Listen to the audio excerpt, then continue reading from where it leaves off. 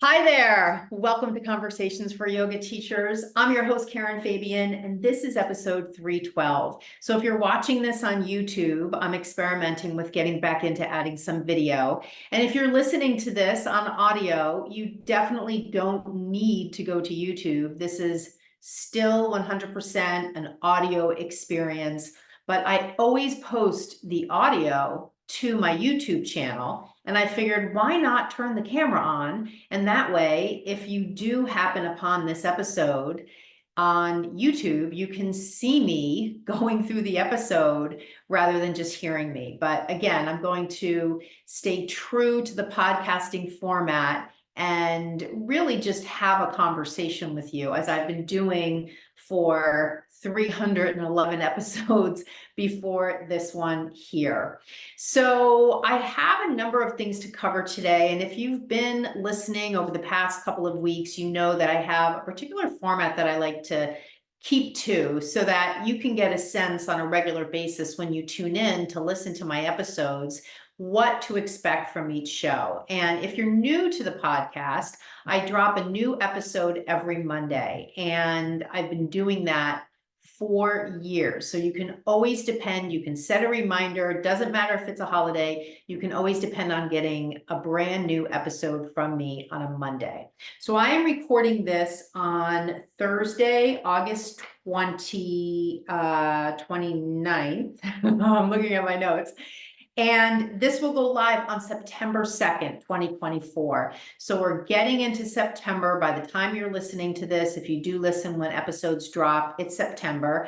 Although all the content I share is evergreen, meaning it really doesn't matter when you're listening. But there are going to be a couple of references in this episode about the time of year we are in, because it is a pivotal time. If we just look at the calendar, when it gets to be September 1st, kids are going back to school, and that is a time when yoga teachers experience bigger classes, people coming back to class after taking the summer off. And all of what we're going to be talking about today, you can use as a yoga teacher any time of year. It's just that in this particular time, and again, if you are listening in September, this is a really good time to revamp your skills, to get that signature sequence in place, to work on the mindset challenges that you have so that you can go into your classes really feeling confident and authentic and empowered.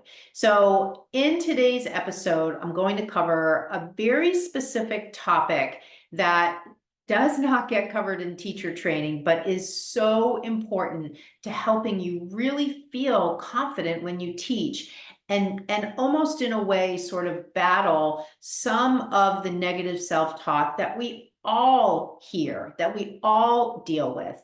But it really takes, it's not even a really highly skilled teacher. It takes, honestly, someone who has been exposed to other ways of thinking, to other techniques that live sort of in the world of neuroscience and mindset and personal development that can help us grow as an individual. And then we can apply that to our teaching. Because remember, when you go in to teach your yoga class, if you're not really feeling confident about yourself as a person, that's going to come across when you teach. So all of what we have going on in our brain and any limiting beliefs we have about ourselves, we bring all that into the studio when we teach our class. So I always say, the work that I do with yoga teachers that hinges on this mindset piece is really in service to helping you have a better relationship with yourself.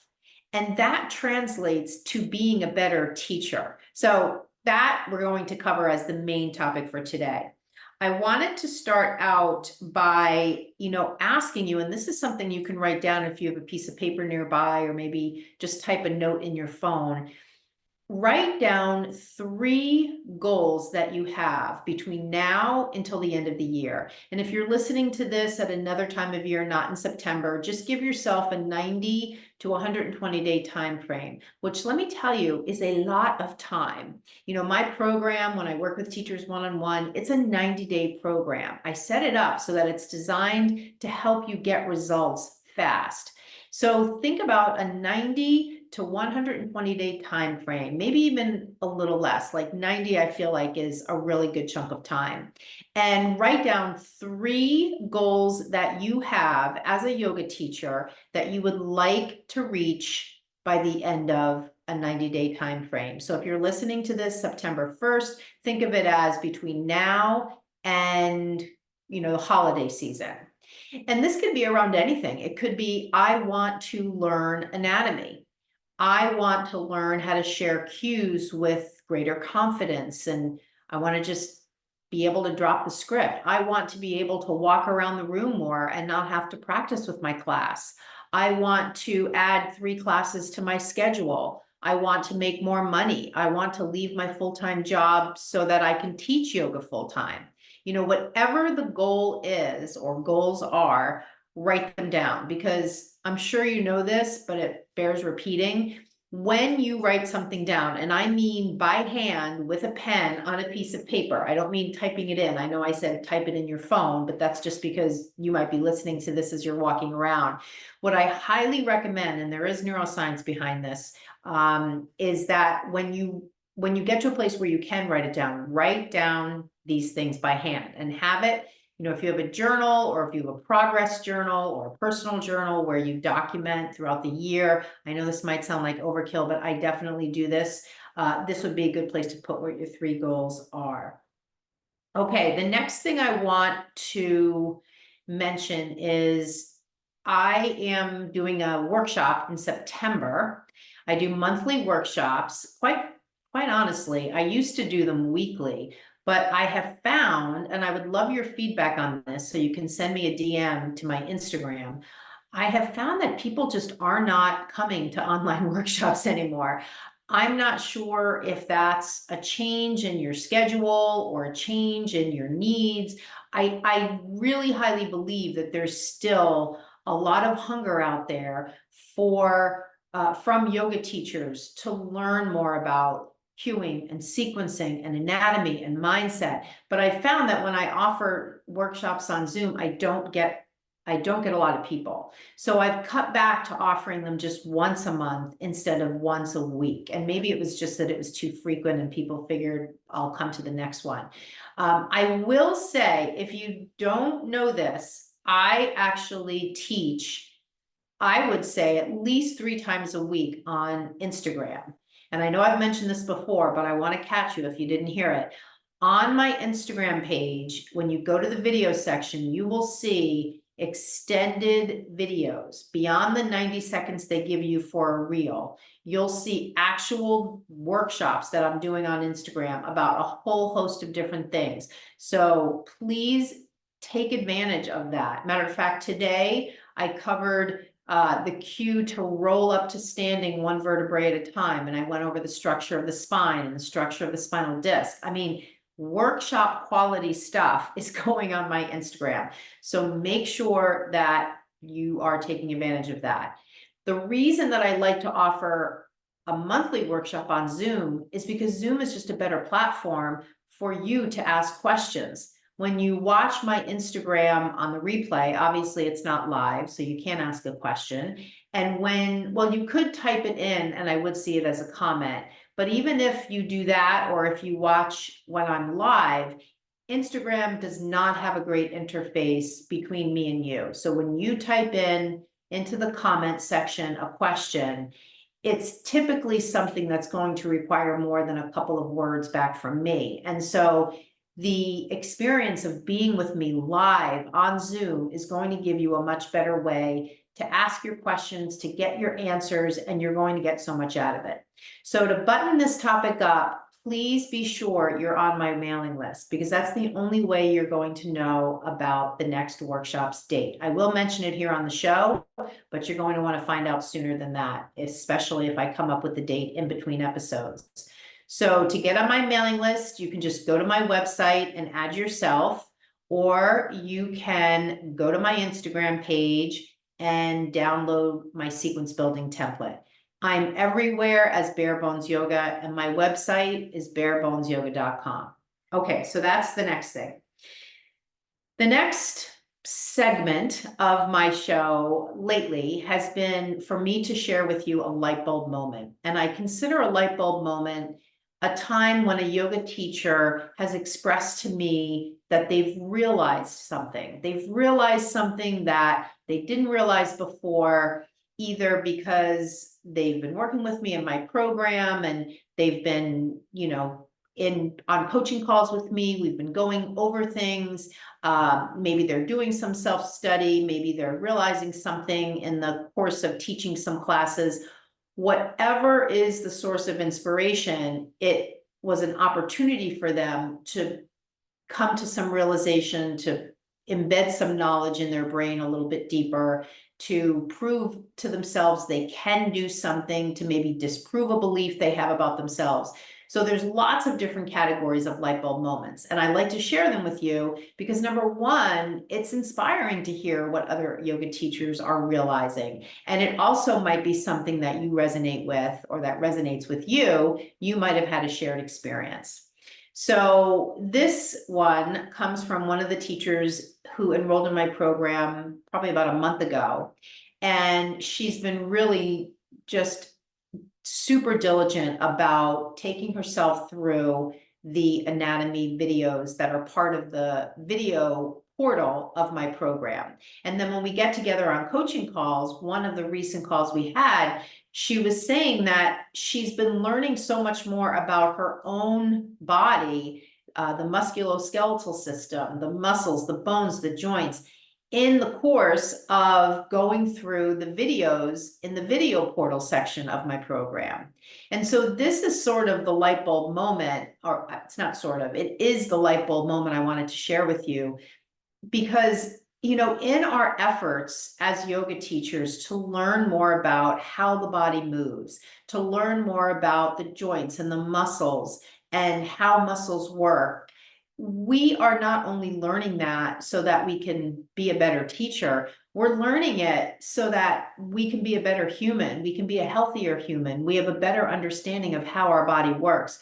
I can't tell you how many conversations I have when I run into somebody on the street, or I'm on the golf course, or I'm out for a run, or I'm at a dinner party. I mean, I don't go to a lot of dinner parties, but if I happen to be around other people, and inevitably people will ask me questions because they know my background about this pain or that pain, or this joint, or this exercise, or this lunge, or this tight muscle. And so, I want you to appreciate that the work that you do in service to learning anatomy is not just to help you be a better teacher. It's to help you, I say, be a better human. It's not really about being a better human. It's knowing how to be a better human. And that's a really important distinction, because knowing how to be a better human, if we just look at it through the lens of understanding anatomy, can give you longevity, can give you a longer lifespan than if you didn't know. I mean, if I just think about, as I record this and I'm sitting, I understand the impact of sitting on my gluteus maximus. Many people don't. It's conversational topics, and you might see social media posts about sitting is the new standing, or sitting too long will kill you. But if you don't really know what that means, then you're not going to be equipped to really do something about it and to change your lifestyle habits so that you don't experience the problems that come from sitting too much. Now, I'm not going to get into them now, but the nature of those kinds of problems comes from having and knowing what they are, comes from understanding anatomy. And so, we oftentimes think about, oh, I'm studying to be a better yoga teacher, or I need to learn anatomy so that I can be a better teacher, so that I can feel more confident, so that I can offer more modifications to my students, so that I can understand the why behind the cue. And all of those things are true. Don't forget, though, there is a huge benefit to you and your life that you will get out of understanding anatomy more. And so for this teacher in my program, she was saying she had this light bulb moment when she was thinking about all of this that she's learning about anatomy and how it applies to her just as a person. So that was the light bulb moment I wanted to share. Now, the next segment of this episode and episodes past, before I get to the lesson, is typically I share a mindset minute. And for this episode, I'm going to tack something on to the end of this episode that speaks to mindset in an interesting way. And I want to just be straight with you. It's definitely not meant to be an advertisement, an ad for my program. However, what it is a description in a teacher's words of the shift that she's making as a result of working with me inside my program. And because I was so impacted by her words, by hearing the description in her own words of how she shifted from where she was before we started working together to where she is now. And she's still in the middle of the program, so she has more growth to do. When I heard it, I was so impacted by it, I wanted to share it with you. So at the end of this episode, I'm going to tack on a really short, like a 3-minute conversation with one of the teachers in my program, because I want you to hear what transformation sounds like. And the reason I want you to hear it is because, number one, I want you to hear it from someone besides me. If you've been a listener of the show for a while, I speak a lot about the results that teachers get when they work with me. But it's more than that. It's in this teacher's words, in this teacher's own words, and also it's her own personal experience. And this, again, is a chance for you to, when you listen to it, see, does this speak to me? Does this sound like something I want? Is this, separate from my program, is this the kind of yoga teacher I aspire to be? And that's a huge part of your development, is knowing, where am I actually going here? Rather than being a cork in the ocean and not having a sense of, what are the goals that I have for the next 90 days? What direction do I want to go into? What transformation do I want? How do I want to make things better? How do I want to make a bigger impact? It'll give you an idea of being clearer on that. And just to kind of button up this particular topic, I've been thinking a lot about having, for myself, a clearer mission related not just to teaching yoga, but to being a thought leader. And I absolutely aspire to be a thought leader, and even beyond my work as a yoga teacher, to be a thought leader in the area of personal development, of personal growth, of health and wellness, in longevity, in mindset, areas that very much interest me, and I find are so important to master so that we can live happy, healthy, impactful lives. And so think about all of what we're talking about here as a way for you to get clearer on what your mission is. And you can frame it in the frame of, as a yoga teacher. Although I know that there's many more facets to you than just that one part. Okay, so what we're going to do now is I want to talk to you about your ability, and this is a mindset conversation, your ability to leverage a quality of your brain to allow you to be the yoga teacher you most want to be. And I want to get kind of specific on this. So even though what I just stated might sound a little new agey and esoteric, I'm going to get specific with you. So let me actually give you an idea of what we're going to cover. I want to help you see the connection between beliefs and teaching behaviors and habits. We're also going to talk about how the brain's ability to change, which is called neuroplasticity, can be leveraged to help you feel more confident and empowered when you teach.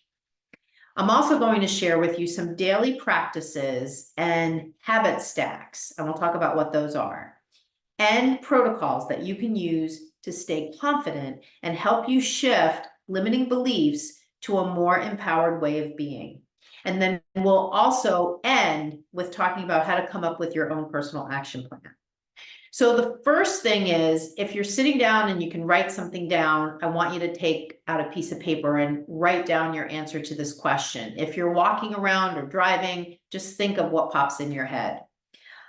What are 3 qualities about you that a friend might say? So if I ran into your best friend and I said, hey, can you describe, fill in your name, what would that person say? So that, I mean, you could even do this exercise just for now, just think, what would that person say? And then related to that, answer this question. Answer this question. I'm the kind of yoga teacher who, and then fill in the blank. I'm the kind of yoga teacher who. Okay, so it could be framed in the positive. I'm the kind of yoga teacher who loves teaching and showing people how to use movement to improve their health. You might go in a negative direction. I'm the kind of yoga teacher who really wants to walk around the class more, but is too afraid to do it. Or I'm the kind of yoga teacher who really wants to teach, but is afraid to get started. So whatever pops into your mind is totally fine. I want you to just take a minute and think about, or you might even say something like, I'm the kind of yoga teacher who practices with their class all the time. You know, what comes to your mind? And this statement becomes part of how you think about yourself. Okay, so now I want to introduce to you an idea. I did not create this idea. I did not create this framework. This is actually attributed to Carol Dweck, D-W-E-C-K. And Carol is a psychologist, and I believe she's out of, I can't remember. It might be Stanford, it might be Yale. I can't remember. I'll actually have to look that up afterwards. But you can look it up too, Carol Dweck, D-W-E-C-K. And she developed this idea of how people think about themselves. And there are 2 ways of thinking: fixed and growth. And there's also an intersection of those 2. So if you think of like a Venn diagram, remember Venn diagrams where you had a circle and then next to it you had another circle, but the circles were touching. And so there was a portion of the circle that created a little overlap area. And that overlapping area represented things that were shared between the 2 ideas presented, one in each circle. So that applies here, because oftentimes people don't just have a fixed mindset and don't just have a growth mindset. There are times in their life where those mindsets intersect or overlap. So let's look at each one. So a fixed mindset basically describes someone who has a very finite, concrete idea of the kind of person they are. And so you can pretty much imagine a growth mindset is someone who has a more flexible idea of who they are. And then there's the area of overlap. For right now, let's think about them separately, because there's definitely a preponderance of one way of being over the other in you. And the idea is to be truly honest with yourself about where you are. If there was a scale from 1 to 10, and I were to say to you, how much do you think of yourself in a very fixed way? You might say, I think about myself in that frame of reference very deeply, a lot. So I'd say I'm like an 8 or a 9. And then growth would probably be more like a 2 or a 3. So let me give you some examples. And I'll put this in the frame of reference of teaching yoga, because remember, even though this conversation is about you as a person, it has 100% implications for you as a yoga teacher, because it's not like you're going to walk into the room to teach your class and all of a sudden become, out of magic, a different person. You are yourself when you teach, whether you want to be yourself or not. That's who you are. So if you're someone who has a very fixed mindset, it means you're a very rigid thinker. It means that you have one way of thinking about yourself, and that way of thinking is very hard to change. So if, for instance, you practice with your class all the time, you have developed this habit of practicing with your class, and you've developed a whole story around why this is the way you teach. And if you're a very fixed mindset type of person, you might say, I'm the kind of yoga teacher who practices with their class all the time because that's the way my students need to learn.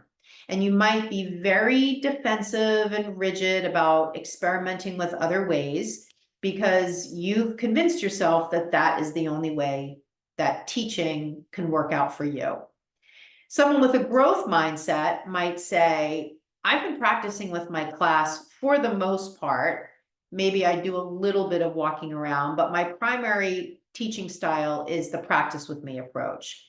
And I went to a class recently and noticed the teacher was just walking around, and I got really curious about what might be available to me if I was the kind of teacher who walked around more. And so the next time you go in to teach a class, you say to yourself beforehand, I'm going to see how long I can stay on my feet. And that's how you approach the class. And lo and behold, you find out by the end of the class, you are on your feet, not doing any practice with them for 60 to 70% of the class. And so when you were driving home that night, you might say to yourself, wow, that was a really cool experiment. And I'm interested the next time I teach to experiment with it again. That person has a growth mindset. They're curious, they're open, they're not fixed, they're not rigid. They don't have a very narrow view about how things can work out for them. And they're not doing things driven by belief. They're doing things and also examining the results that they're getting. And they're always in service to doing things better, to being curious, to being open, to experimenting, to trying new things. And so this is the idea of fixed versus growth mindset. Now, things that can move you towards a more flexible / growth mindset are things like reframing something. So for instance, I'll give you an example that's happening right now as we speak. I'm watching the US Open because it is the last week of August and the US Open started this week for tennis. And I was watching a player play the #1 woman, Iga Swiatek. And this player playing her is not ranked as highly, and Iga beat her in the first set.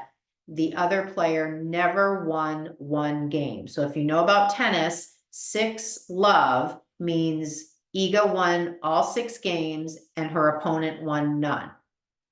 And they were heading into the second set. Now, if that other tennis player had a very fixed mindset about herself, she might be heading into that second set thinking, there's no way I can win this. I definitely can't win this. I wish I could quit. There's nothing I can do. If I can't do it perfect, what's the sense of being here?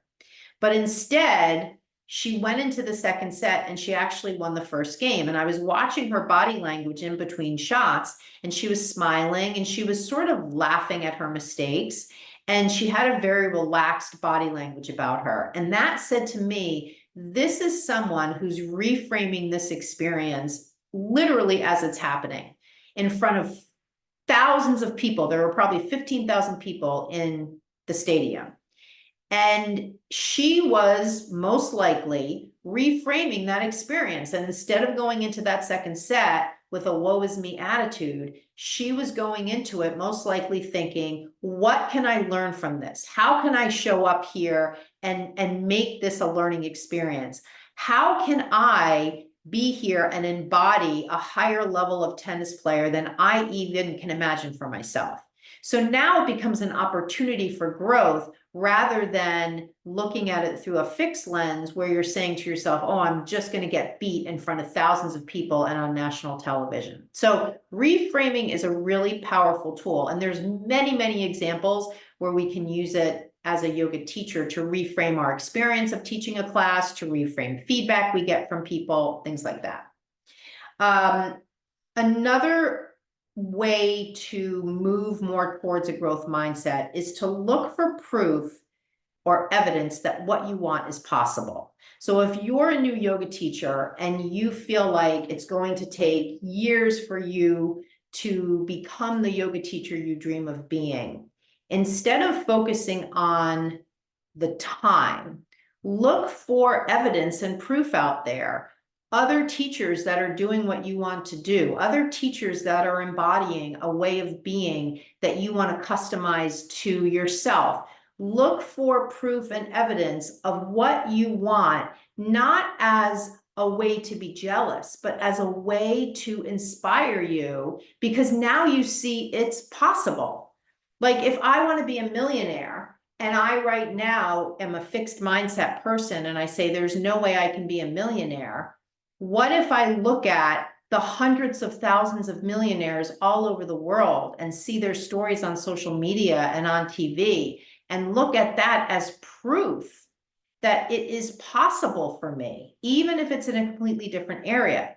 So that's another way to reshape your thought process to move from fixed to growth. There are other examples, and the last one I'll say is experimenting. In the example I gave earlier about the teaching example of shifting from a practice with me approach to the walk and talk, I talked a lot about experimenting as one of the ways you could do that. And so experimenting is another wonderful way to shift more into a growth mindset. Okay. The next thing I want you to write down or think about is, if I were to say to you, write down 3 things you do that you wish you could change when you teach, what comes to mind? Write down 3 things that you do that you wish you could change when you teach. What are the first 3 things that come to your mind? Because these are the things, when I talked at the beginning of this episode about having goals, here it is, here's your goals. I mean, I'm speaking to you on a higher level than probably a lot of the conversations you might be having with yourself or with other teachers, because my whole point of you coming here to my show is to elevate your way of thinking, is to motivate you to move forward, is to help you build momentum. So when you come here, I'm going to ask you questions that are going to spark your thinking into what's your next up level. I'm not going to sit here and just sort of blah, blah, blah. So this is like personal growth, personal development, all in the context of you being the kind of teacher you dream of being. So those 3 things that came to your mind, now you have your goals. And now you also have, related to what we're talking about here, are these things that you believe you can change? Because if they aren't, then what we need to do is think about shifting you from a fixed mindset to a more growth mindset. Okay, I want to give you just a quick lesson that comes from neuroscience, and we're going to tie this into teaching. So first we need to understand a little bit more about how the brain works, because this whole conversation about fixed versus growth touches on this idea of, do people have an ability to change, especially as they get older? And the ability to change lives in part in the brain, because when we think of thinking, and we think of thinking as a way of being, in other words, how we think about ourselves translates into how we show up in the world. That process of how we think about ourselves, in part, is the discipline, is the biology of the brain. And so when we look at neuroscience, neuroscience is the study of the nervous system with a focus on the brain. And neuroplasticity is the brain's ability to change in response to experience. If you listen to the Huberman Lab podcast, Andrew Huberman talks about this over and over and over and over again. And thank goodness that our brain changes in response to experience. Otherwise, we would have a fixed mindset our whole life about lots of different topics. But as we live our life and we experience different things, it bumps up against sometimes beliefs we have about ourselves and allows us to shift those beliefs, hopefully in more positive directions. So when we look at the unit of neuroplasticity in the brain, we're talking about the neuron. And when we look at the neuron itself, it has kind of, I believe it's the axon. It's like this center part. And then the dendrite is almost like the leg of a spider coming out. And then there's a neighboring neuron. There's hundreds of thousands of neurons in the brain. And where those neurons connect is the synapse. And so that synapse is the point of transfer of information, of building new pathways, of building new thought processes, new ways of thinking. And so this is, when we're talking about neuroplasticity, that's what we're talking about doing. It's similar to building muscles, building new muscle fibers, adding muscle. We're building new neural pathways in the brain. So when we look at it through this lens of neurology, of neuroscience, we can appreciate now the brain is not fixed, it's fluid. And this means how and who you are as a person and a yoga teacher can change. So if you're listening to this right now and you're thinking, I'm the kind of yoga teacher who, brings notes into class and I don't think I can ever move past that, this is proof that you can. Your brain does have the ability to try something different and build new neural pathways so that you can do the things you want to do the way you want to do them. And it doesn't matter what your age is. Of course, when you're under the age of 20, your brain is more neuroplastic.